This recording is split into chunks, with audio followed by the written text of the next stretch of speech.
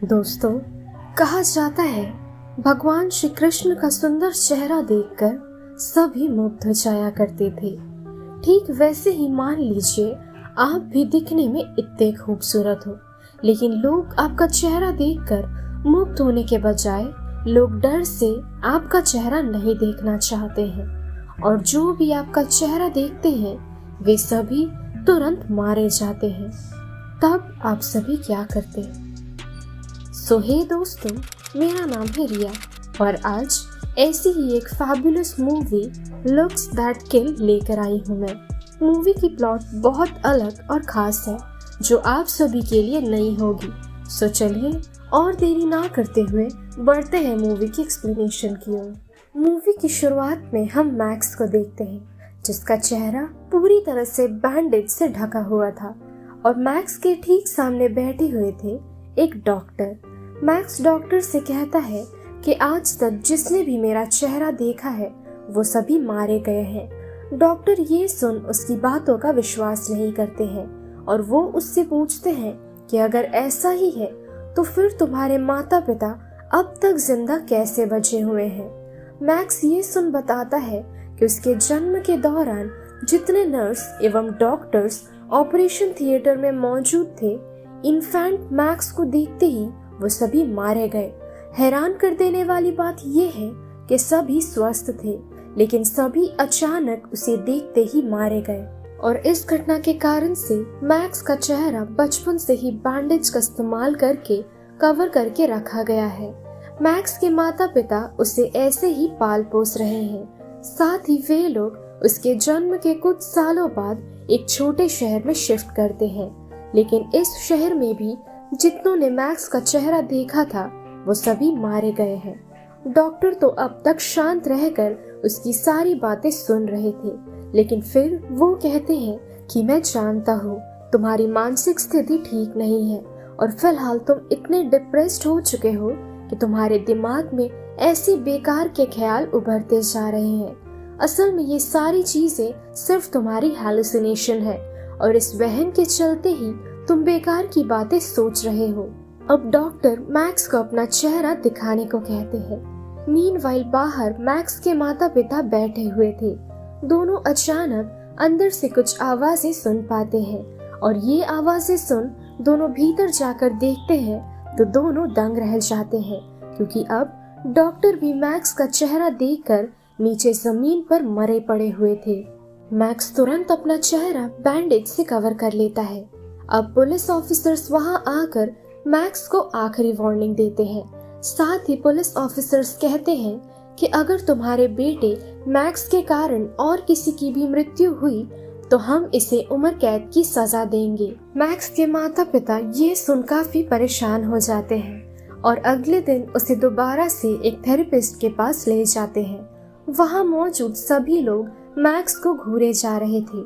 सभी की इन हरकतों से मैक्स बेहद ऑकवर्ड महसूस कर रहा था, तो मैक्स अपना चेहरा ढकने के लिए एक मैगजीन लाने को जाता है, लेकिन मैगजीन की रैक पर मैगजीन्स नहीं थे, तो मैक्स वापस अपनी जगह पर आकर बैठ जाता है। इस दौरान मैक्स अपने पास बैठी एक लड़की से बातें करने लगता है। उस लड़की का नाम था एलेक्स।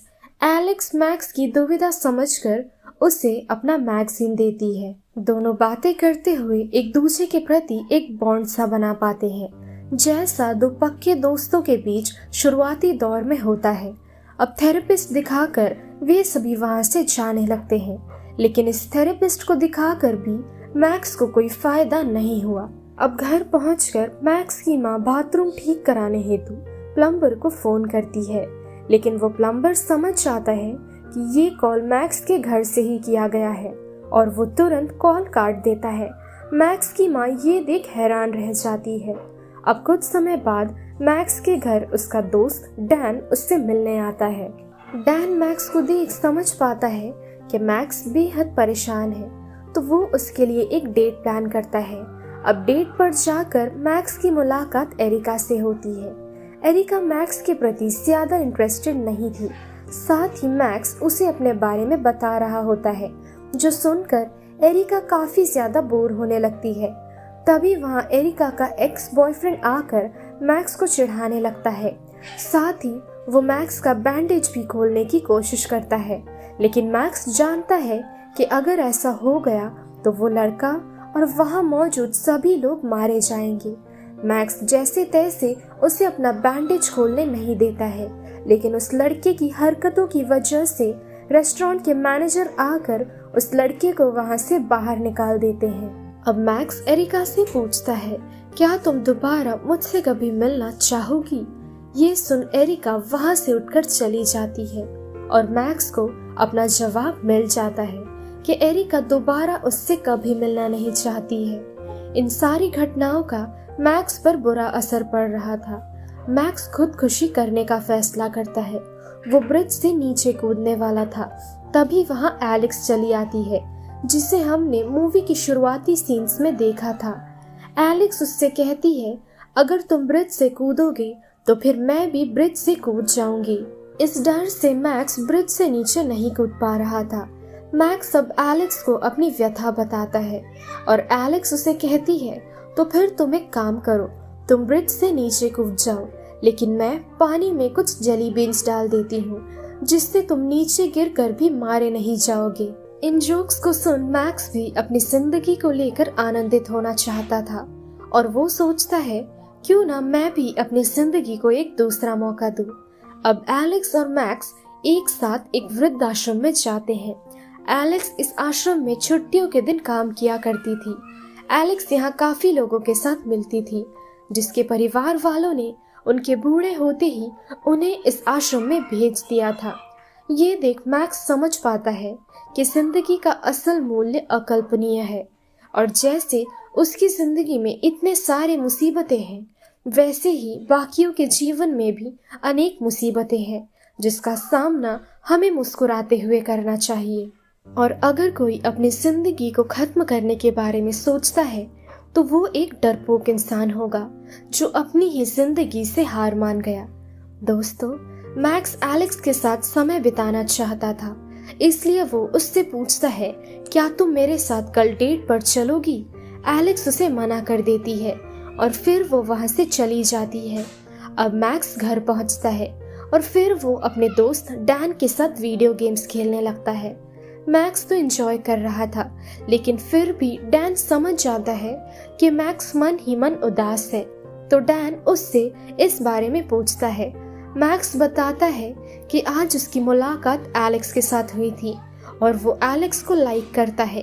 वो एलेक्स के साथ थोड़ा समय भी बिताना चाहता है, लेकिन एलेक्स उसके साथ कहीं जाना ही नहीं चाहती है। डैन उसे कहता है कि फिर तो तुम कुछ दिनों तक उससे मिलते रहो, हो सकता है तुम्हें पहचानने के बाद वो तुम्हें एक चांस दे दे। मैक्स डैन की बात मानकर ब्रिज के पास के ही एक बस स्टॉप पर जाता है, जहां एलेक्स बस का इंतजार किया करती थी। इसलिए मैक्स काफी समय तक एलेक्स की राह देखता रहा और उसके आते ही मैक्स उसे अप्रोच करते हुए कहता है, तुम्हारी बस काफी पहले ही जा चुकी है, तो क्या तुम आज का ये दिन मेरे साथ बिताओगी? एलेक्स तो हैरान थी। वो मैक्स से पूछती है कि क्या तुम मेरा पीछा कर रहे हो? इसके जवाब में मैक्स कुछ भी नहीं कहता है। अब एलेक्स मैक्स के साथ जाने को तैयार हो जाती है और दोनों एक कैंडी की दुकान में जाते हैं। वहां से ये दोनों काफी सारी जेली बीन्स खरीदते हैं और कहीं ना कहीं इस जेली बीन्स के कारण ही इन दोनों की दोस्ती की असल शुरुआत हुई थी। अब दोनों सारी जेली बीन्स को लेकर एक बाथ टब में डाल देते हैं और दोनों उसके भीतर बैठकर एक दूसरे के संग बातें करने लगते हैं। मैक्स एलेक्स को अपने चेहरे के बारे में बताता है कि क्यों वो हमेशा ही ऐसे अपने चेहरे पर बैंडेज लगा कर रखता है। एलेक्स बताती है कि मुझे तुम्हारे बारे में पहले से ही ये सारी बातें पता है। अब बातों बातों में एलेक्स अपनी एक बीमारी के बारे में उसे बताती है। उसकी बीमारी काफी रेयर है और इस बीमारी के वजह से ही उसका शरीर हमेशा से एक हार्ट मॉनिटर के साथ कनेक्टेड होता है। असल में दोस्तों, एलेक्स की बीमारी थी कि जब भी वो किसी इमोशंस को गहराई से महसूस करती है, तब उसकी हार्ट रेट बेहद तेजी से बढ़ने लगती है। दोस्तों, ये इमोशन कुछ भी हो सकता है, चाहे वो प्यार हो, खुशियाँ हो या फिर गम हो, और साथ ही अगर ऐसा होता रहा तो एक दिन एलेक्स मारी जाएगी। अब बातें करने के बाद दोनों एक थिएटर में जाते हैं। दोनों काफी मजे कर रहे थे। साथ ही इस दौरान मैक्स पहली बार ड्रिंक करता है और इसके बाद वो फिजूल की बातें कर रहा था। उसकी हालत देख एलेक्स उसे घर छोड़ देती है। मैक्स होश में नहीं था और वो एलेक्स को अपनी मन की बात बताता है कि तभी वहाँ मैक्स के माता पिता चले आते हैं। वो दोनों एलेक्स को देख बेहद खुश थे क्योंकि डैन के अलावा मैक्स का कोई और दोस्त था ही नहीं। सो अब से मैक्स और एलेक्स हर दिन एक दूसरे के साथ समय बिताया करते थे और एक दिन दोनों बातें कर रहे होते हैं। तभी एलेक्स उससे कहती है, कितना अच्छा होता ना कि अगर मैं तुम्हारा चेहरा देख पाती। ये सुन मैक्स उसे अपनी आंखें बंद करने को कहता है और फिर वो अपनी बैंडेजेस निकालकर एलेक्स की आंखों पर बांध देता है। एलेक्स अब धीरे धीरे मैक्स के चेहरे पर हाथ से सहलाते हुए उसके चेहरे को महसूस करने लगती है। वो उसके चेहरे को महसूस करके ही अपने मन में उसकी तस्वीर बना लेती है और फिर दोनों किस करते हैं। अब अगले दिन लकड़ियां जलाते जलाते डैन का हाथ जल जाता है और मैक्स उसे हॉस्पिटल लेकर जाता है। हॉस्पिटल में एलेक्स अपनी माँ के साथ पहले से ही मौजूद थी। मैक्स एलेक्स को देख उससे बातें करने लगता है, लेकिन एलेक्स ऐसा बर्ताव करती है जैसे कि वो मैक्स को जानती ही ना हो। उसका ये बर्ताव देखकर मैक्स को बेहद बुरा लगता है, तो वो अगले दिन एलेक्स से मिलते ही उससे पूछता है कि कल उसने ऐसा क्यों किया था। एलेक्स बताती है कि उसके माँ के मुताबिक दोस्त बनाना उसकी सेहत के लिए खराब है क्योंकि इमोशंस की गहराई को महसूस करने का नतीजा उसकी मौत होगी, जो कि इमोशंस को फील करते ही उसकी हार्ट रेट बढ़ने लगती है। अब दोनों दोबारा से वृद्ध आश्रम में जाते हैं। वहाँ दोनों रोजमैरी नामक एक महिला से मिलते हैं। उन्हें देख मैक्स को ऐसा लग रहा था जैसे उसने रोजमैरी को पहले भी कहीं देखा है। असल में ये महिला एक कैफे में बैठकर अपने बेटे का इंतजार किया करती थी, जो काफी साल पहले अपनी माँ को छोड़कर विदेश चला गया था।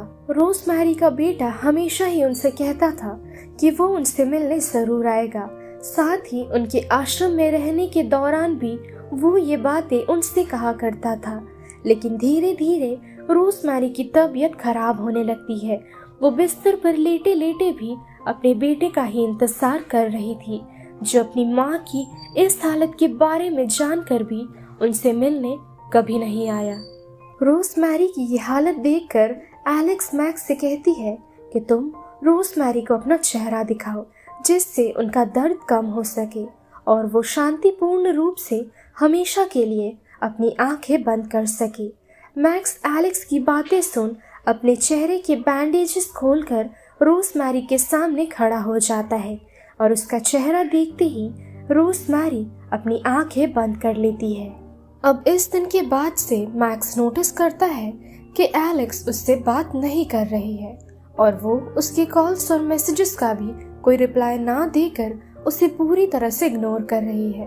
तो ये देख मैक्स एलेक्स के घर जाता है और वहां पहुंचकर मैक्स जान पाता है कि असल में एलेक्स के इमोशंस ट्रिगर होने के कारण वो शारीरिक रूप से स्वस्थ नहीं है, जो कि इन कुछ दिनों में उसने कई इमोशंस गहराई से जिए हैं। सो इस दौरान भी एलेक्स उससे कहती है कि चलो हम दोनों एक डेट पर चलते हैं।